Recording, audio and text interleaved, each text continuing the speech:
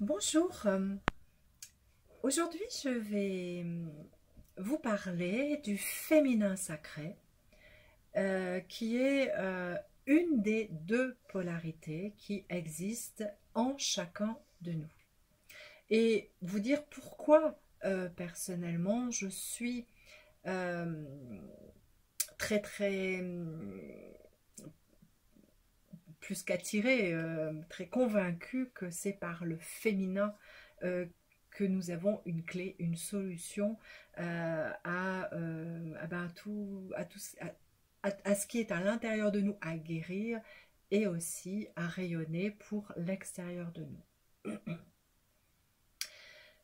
Je suis Marie Saint-Roch du monde zen. Je suis une accompagnatrice, une thérapeute, médium, accompagnatrice des travailleurs de lumière, des artisans de lumière, de ceux qui ont envie de réveiller cette lumière qui est en eux pour aller vers l'amour du soi, cette partie du divin que nous avons tous en nous.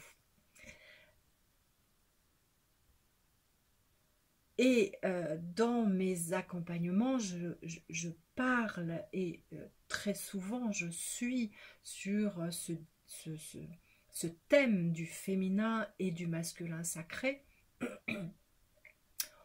D'ailleurs, en tant que thérapeute, je peux dire que ces blessures dans le féminin et dans le masculin remontent tout le temps. Ça existe en chacun de nous.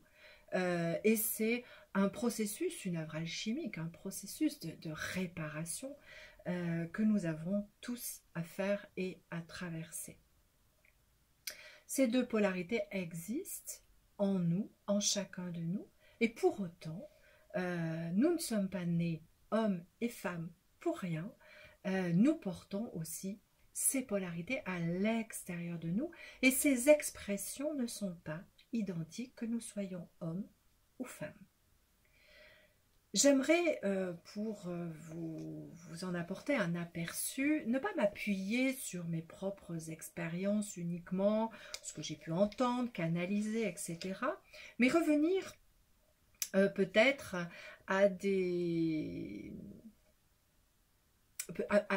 mes propres ressources, à celles que j'ai eues. Je vais commencer, ça va peut-être vous étonner, je vais commencer par le livre de Jacques Martel, le grand dictionnaire des malaises et des maladies. Ce dictionnaire m'accompagne depuis maintenant de nombreuses années pour moi. C'était un cadeau qui m'avait été offert par une amie qui est une vraie sœur, ma sœur de cœur. Je vais lire ce que Jacques Martel nous a apporté en termes de principes féminins et masculins. Que je sois homme ou femme, le cerveau droit et le côté gauche du corps représentent le principe féminin, le yin. Siège de la créativité, des dons artistiques, de la compassion, de la réceptivité, des émotions et de l'intuition. Il a trait à ma maturité intérieure. Il se manifeste aussi par la tendresse, la sensibilité, la douceur, l'harmonie, la beauté, la pureté. Il me relie à ma nature féminine et à celle des autres. Les principales difficultés éprouvées sont reliées à l'expression des sentiments.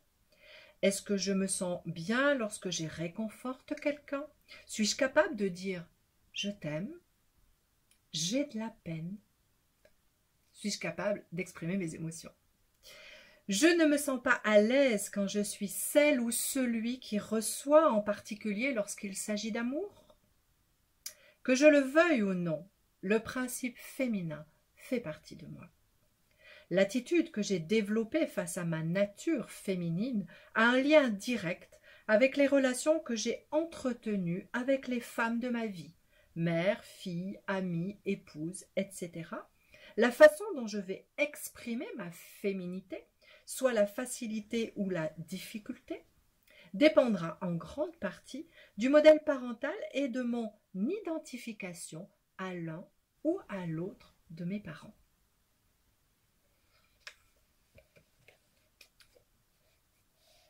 Le principe masculin est représenté par le côté droit du corps et le côté gauche du cerveau. Il est aussi appelé le côté yang en médecine chinoise ou le côté rationnel en Occident. Les qualités dominantes sont le courage, la puissance, la logique, c'est le côté rationnel, autonome, matérialiste de l'être. Il représente aussi l'aspect intellectuel, le côté actif de ma personne qui prend les idées et les intuitions de mon côté féminin et qui les met à exécution. Chaque être humain, tant homme que femme, possède un côté masculin, yang, et un côté féminin, yin.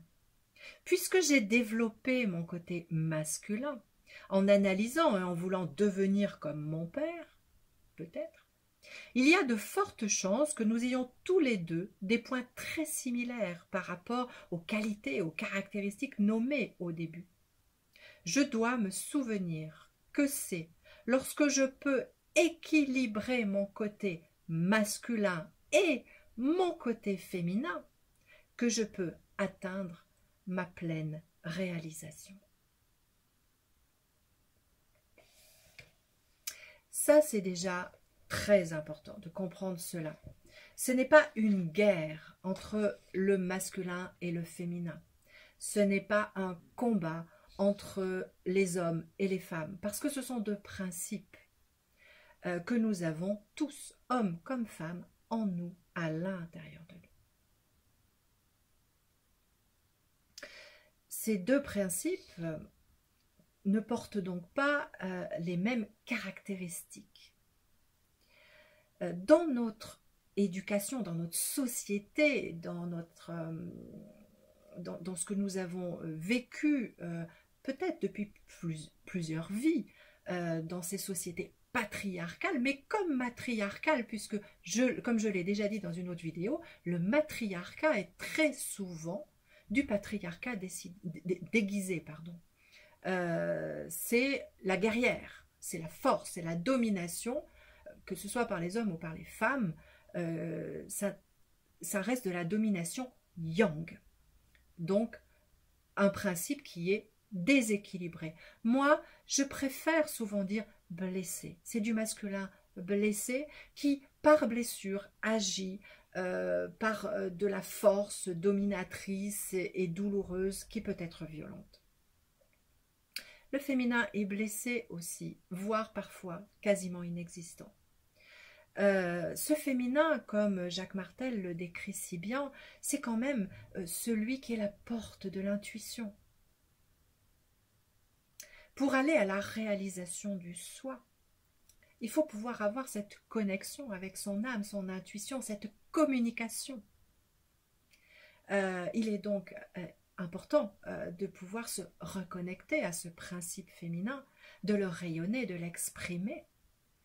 Ce qui fait souvent, très souvent peur, que ce soit aux hommes comme aux femmes, c'est le côté, si j'exprime mon féminin, c'est le côté de l'émotion. Et on m'a tellement appris qu'il fallait cacher mes émotions, qu'il fallait les contrôler, qu'il fallait pas... ça paraît fragile d'être dans les émotions, que je ne veux pas aller vers ce principe-là. Et donc je m'en barre, je m'en coupe. Alors, je me coupe donc de toutes les formes de communication, et y compris les communications avec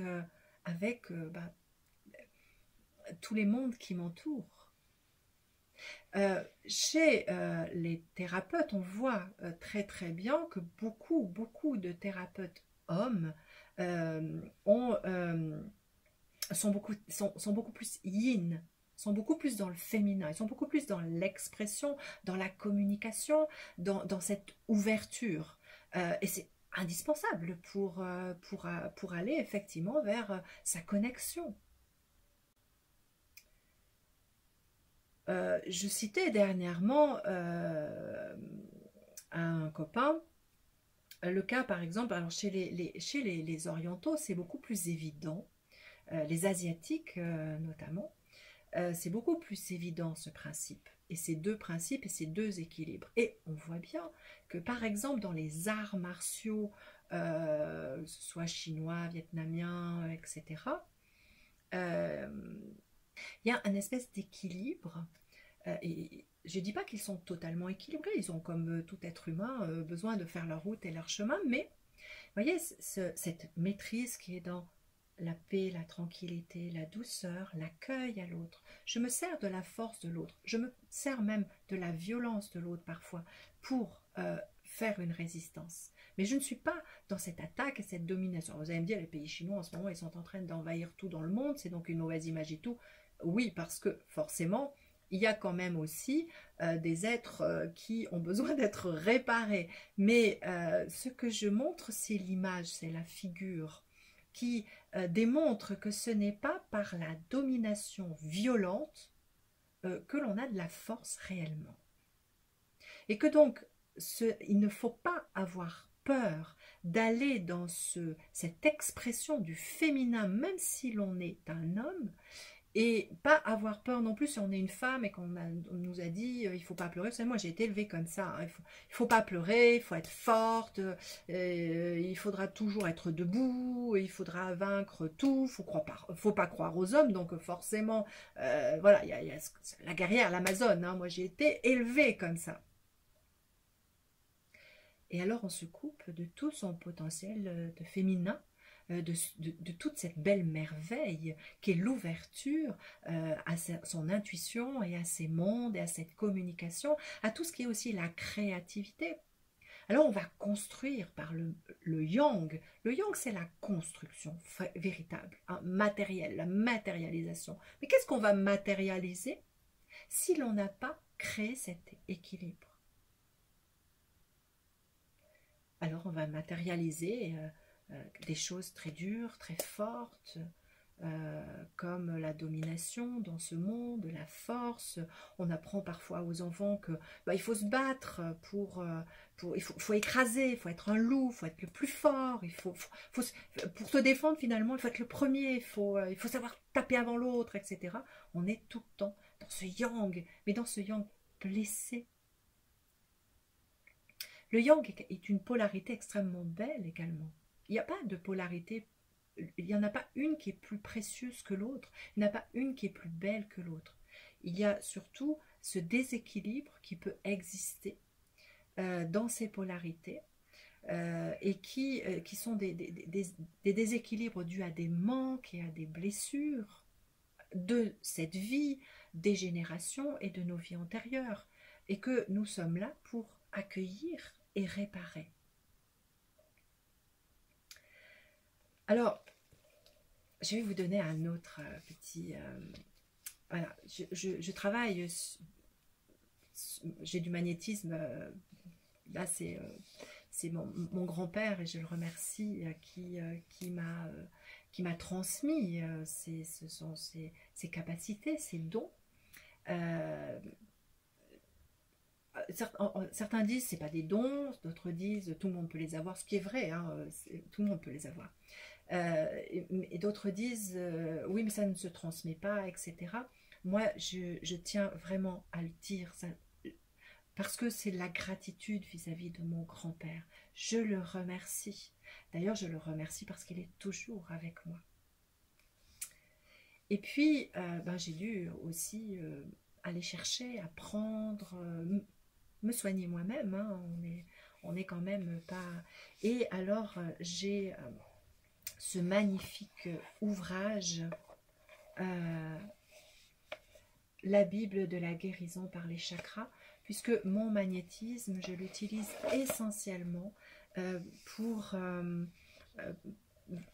nettoyer, libérer tous ces centres d'énergie que sont les chakras. Et c'est Cindy Dial qui a écrit ce magnifique ouvrage, et elle en a écrit bien d'autres. Elle a créé j'ai envie de dire une université, hein, une école. C'est quelqu'un qui a beaucoup étudié et qui est une belle guérisseuse. Et j'ai envie aussi de me référer à ce livre pour vous expliquer ce féminin et ce masculin. On peut parfois l'expliquer par les chakras. Alors, on pourrait être tenté de dire, et c'est vrai, et c'est réel, que le féminin est sacré, est particulièrement concentré, son chakra, entre guillemets, j'ai envie de dire, parce que c'est pas totalement vrai quand même. Il y a une part de masculin, bien évidemment, mais on dit souvent que c'est dans le sacré.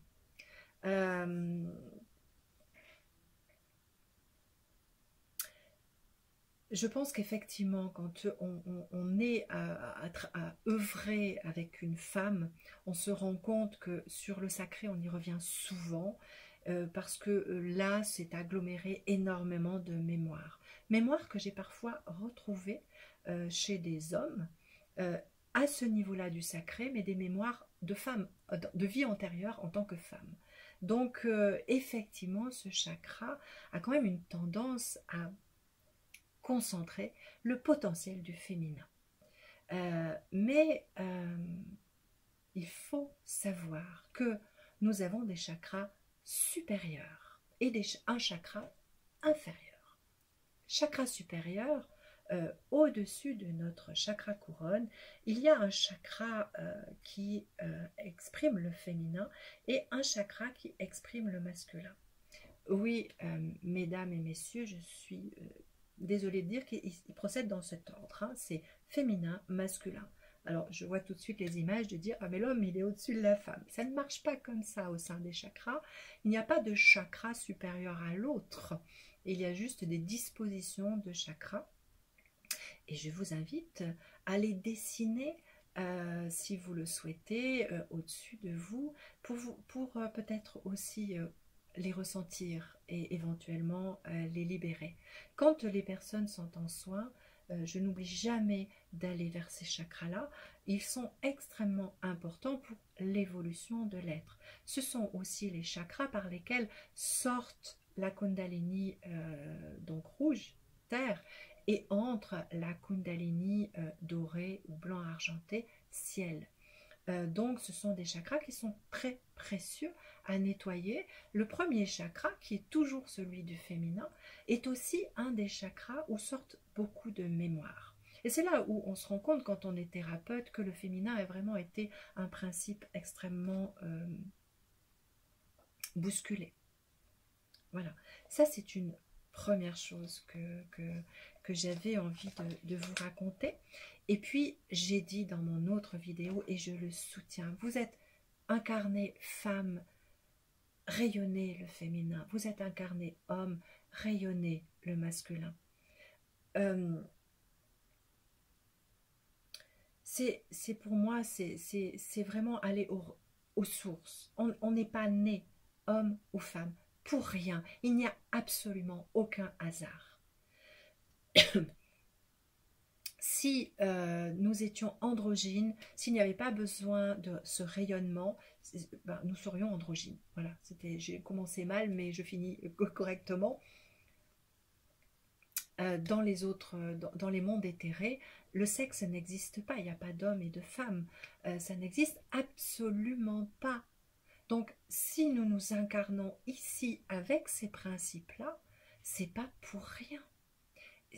Je trouve, je le dis, parfois dramatique d'entendre certains de mes collègues renier tout cela. Ça m'est arrivé plusieurs fois d'être face à des collègues qui, oui, bon, alors, parce qu'on pense, alors, féminin, ouais, mais on n'est pas féministe, etc. Mais si, bien sûr, moi je le suis féministe, évidemment, et je le revendique que je le suis féministe. Je ne suis pas une guerrière qui, effectivement, il a fallu cela à un moment donné pour réveiller le féminin à la femme. Je ne serais pas en train de vous parler librement si mes grands-mères ne s'étaient pas un petit peu battues pour avoir cette liberté. Il faut en être conscient quand même. Et ce féminin, par contre, moi je ne suis pas en guerre contre les hommes, simplement parce que j'ai cette conscience que j'ai été homme dans d'autres vies, et que donc, j'ai moi aussi accumulé quelques mémoires pas très sympathiques pour contrer ce féminin qui fait peur. Il fait peur parce qu'il a un potentiel, il a un pouvoir. Et c'est ce pouvoir que Cindy Dial sait extrêmement bien décrire dans ses livres. Il a un pouvoir créateur. Et l'homme qui le fait, l'homme, donc le masculin extériorisé, qui doit protéger, a appris à protéger comme ça en dominant. Hein, il a quelqu'un, il a besoin de... D'ailleurs en France, c'est pas vrai dans tous les pays, mais en France par exemple, les hommes et les femmes, les hommes pour pouvoir protéger leurs femmes, il faut qu'ils soient plus grands. Voilà, ils ne savent pas être avec une femme qui est plus petite, plus grande qu'eux, pardon. Ils ont l'impression de ne pas pouvoir la protéger, et la femme d'ailleurs n'a pas l'impression d'être protégée si l'homme est plus petit qu'elle. Donc on voit bien cette espèce d'habitude que l'on a appris de vouloir dominer comme ça pour protéger en tant que masculin. Et quand on est fortement yang, on a cette, un peu autoritariste, hein, on a un peu cette façon d'être et de faire, même quand on est une femme. Alors que la protection, c'est entourer, bien sûr. C'est entourer pour laisser le féminin s'exprimer, mais ne pas avoir peur. Pourquoi? Parce que le féminin, c'est le nourricier, c'est celui qui nourrit. Et donc, il nourrit le masculin. Si un masculin étouffe un féminin, à l'intérieur comme à l'extérieur, il ne peut être nourri par le féminin. Alors, il va bâtir des choses qui viennent de lui, il ne bâtit pas des choses qui viennent du féminin. Il n'exprime pas tout ce côté créatif, expansif, communicant et intuitif qui est absorbé et compris par le féminin. Donc le masculin, il doit apprendre à entourer. Quand, par exemple, à l'extérieur, le masculin extérieur, c'est-à-dire les hommes, ont cette impression qu'ils doivent protéger. Ce n'est pas qu'une impression. Ce n'est pas qu'une impression. Même si une mère, elle protège aussi. Une mère, elle protège ses petits. Elle protège ses enfants. Et l'homme, il protège tout le groupe, en fait. Et bien, c'est une fonction qui est dans le yang.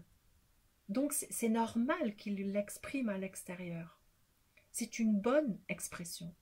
Mais quand ce masculin est blessé, pour pouvoir l'exprimer, il va aller à la domination. Donc ce masculin, il a besoin d'être réparé.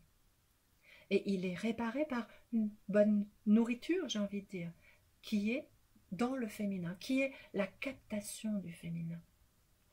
D'où l'importance d'accepter son part féminine en soi, qu'on soit homme ou femme, et de le laisser s'exprimer à l'intérieur de soi, et puis, en tant que femme, de le rayonner à l'extérieur, parce que le monde en a besoin. Voilà. Alors, je vais vous lire, ça va être un peu long, je suis désolée, mais je vais vous lire un passage qui est précieux dans le livre de Cindy Dial. Elle parle d'éveil de Kundalini, et Cindy Dial exprime le fait que même si, par exemple, les chakras, etc., c'est la même chose, homme ou femme, on n'a pas de différence, c'est la même chose. Mais l'énergie qui va en sortir ne va pas s'exprimer de la même façon. Et ça, c'est quand même important, je pense, de continuer, de ne pas vouloir gommer cette différence, mais au contraire de l'exprimer. Elle raconte, j'étais présente lorsque 2 hommes ont puisé dans leur Kundalini. En fait, j'ai été témoin de 3 éveils le même jour. Chaque homme s'est littéralement déchaîné quand l'énergie a surgi. En tant que femme, j'ai été effrayée par leurs cris intenses, leurs allusions grivoises et leurs tremblements.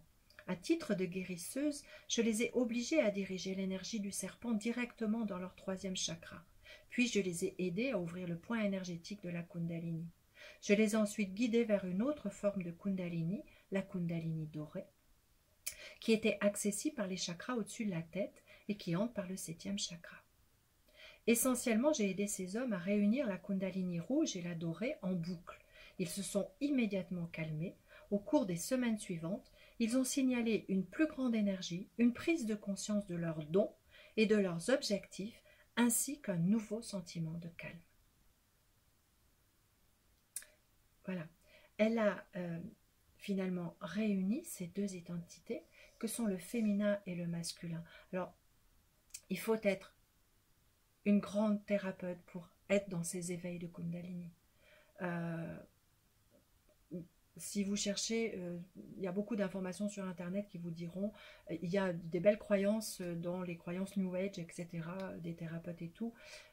Personnellement, moi je conseille d'œuvrer tranquillement. La Kundalini s'éveille tranquillement. Au fur et à mesure que vous œuvrez sur vous-même et que vous ouvrez vos chakras et que vous les nettoyez, etc., la Kundalini se fait, pour les flammes jumelles, la reconnexion avec votre jumeau éveille souvent la Kundalini. Mais c'est un éveil seulement pour réellement aller vers cette circulation des deux Kundalini. Il faut aller beaucoup plus loin que cet éveil. Voilà.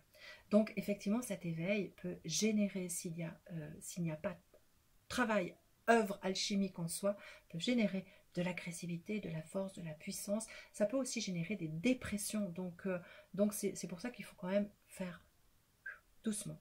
Hein, ou vous êtes extrêmement bien accompagné, ou vous acceptez d'y aller doucement dans ces éveils. Voilà. Les femmes peuvent aussi puiser dans la Kundalini rouge par la vertèbre à la base du coccyx, mais la plupart n'arrivent pas à s'ouvrir complètement à cette énergie. Cela est dû en partie à de forts préjugés qu'a la société au sujet de la sexualité féminine et au conditionnement culturel qui réprime l'élan des femmes à l'égard de la réussite matérielle. Les points de vue religieux qui insistent sur le fait que la nature féminine en soi est diabolique n'aident certainement pas non plus. Lorsqu'une femme permet à sa Kundalini rouge d'entrer, j'ai découvert qu'elle doit utiliser cette énergie différemment d'un homme. Sinon, elle court le même risque vécu par une de mes clientes.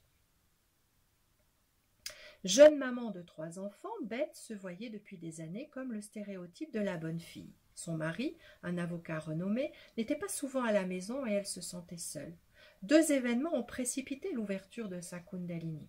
D'abord, elle a commencé à se rappeler des souvenirs d'abus sexuels dans l'enfance. Au bout de 2 ans de travail avec moi et un professionnel agréé, elle a commencé à se sentir plus en face à ses traumatismes. Elle me parlait constamment, ainsi qu'à ses amis et son mari, de son désir grandissant d'avoir un partenaire présent, mais son mari n'y prêtait pas attention. Puis, elle a rencontré un coureur de moto et chaque cellule sexuelle de son corps a explosé. La Kundalini augmentait et la rendait folle. Elle est allée jusqu'à partir en pleine nuit pour chercher cet homme des centaines de kilomètres plus loin. Vous n'avez jamais entendu parler de ce genre d'histoire de femme? Une approche masculine de cette émergence de la Kundalini n'aurait pas pu aider Beth. Lui demander de passer outre cette énergie pour aller au 3e chakra l'aurait empêché de trouver son vrai pouvoir, le pouvoir créatif que toutes les femmes possèdent. Celui-ci est latent dans l'utérus, ou le 2e chakra. Jouir simplement de l'éveil de son 1er chakra aurait mis en danger son statut social et ses droits de mère.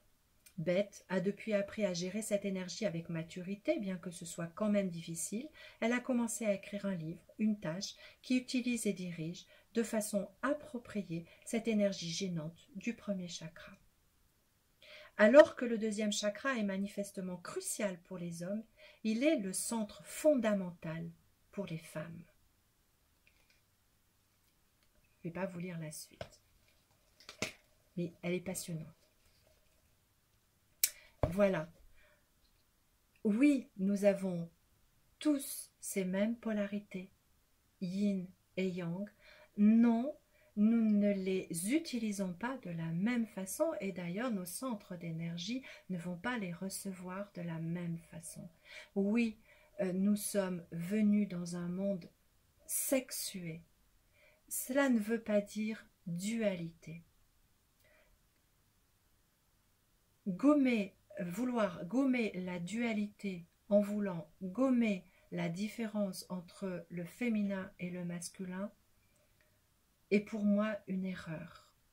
Et c'est ne pas aller chercher la totalité de son potentiel.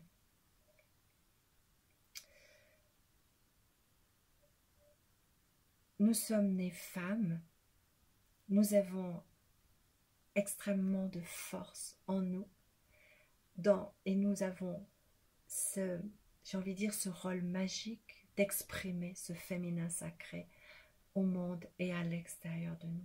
N'essayons pas de gommer cette différence, mais parce que j'allais dire, j'allais dire très simplement, parce que c'est une différence qui nous unit avec les hommes qui nous entourent. Bien évidemment, cette œuvre alchimique, elle se produit aussi chez les hommes. Donc c'est vrai qu'au fur et à mesure que nous œuvrons en nous, nous avons envie de rencontrer ce masculin sacré. Voilà. Donc c'est un éveil qui est actuel et un éveil qui est commun aux hommes et aux femmes.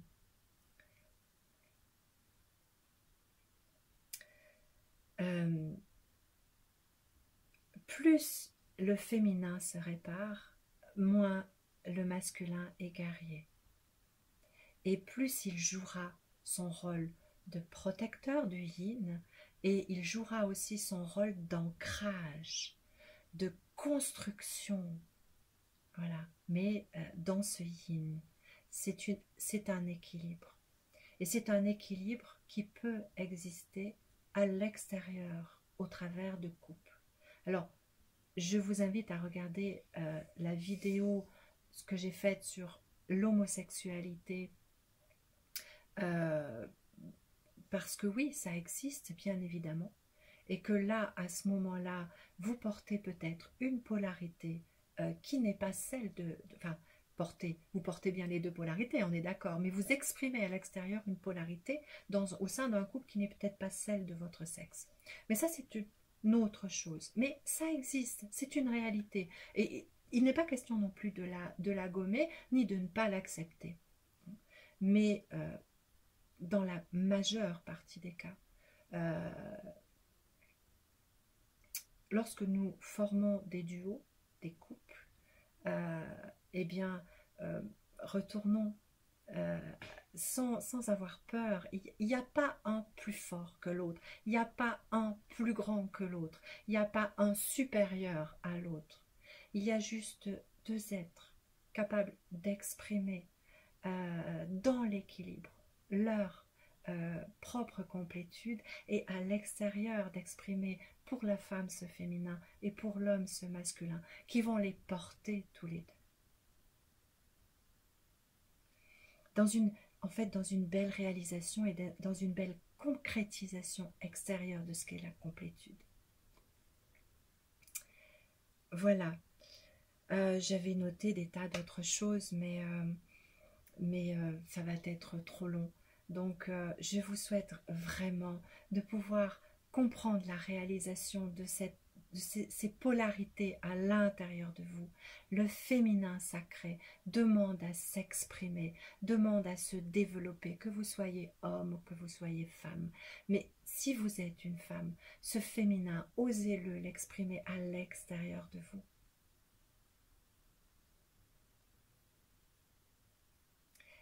Vous retrouverez ainsi l'équilibre. Vous aurez cet équilibre intérieur qui suppose que vous pouvez être. Vous n'avez pas besoin d'homme. Hein. C'est pas ce que je suis en train de raconter. Hein. Mais vous pouvez aussi, lorsque vous êtes unis à un homme, pouvoir arriver aussi à cet équilibre à l'extérieur de vous. Ça fait tellement du bien de lâcher la guerrière, l'amazone, ou le guerrier, le dominateur, pour aller vers des relations plus sereines, plus paisibles, plus calmes, où chaque pièce du puzzle, comme dans le Tao, peut se réunir et peut s'unir et se confondre. Je ne dis pas que le couple doit être fusionnel, c'est pas du tout ce que je raconte.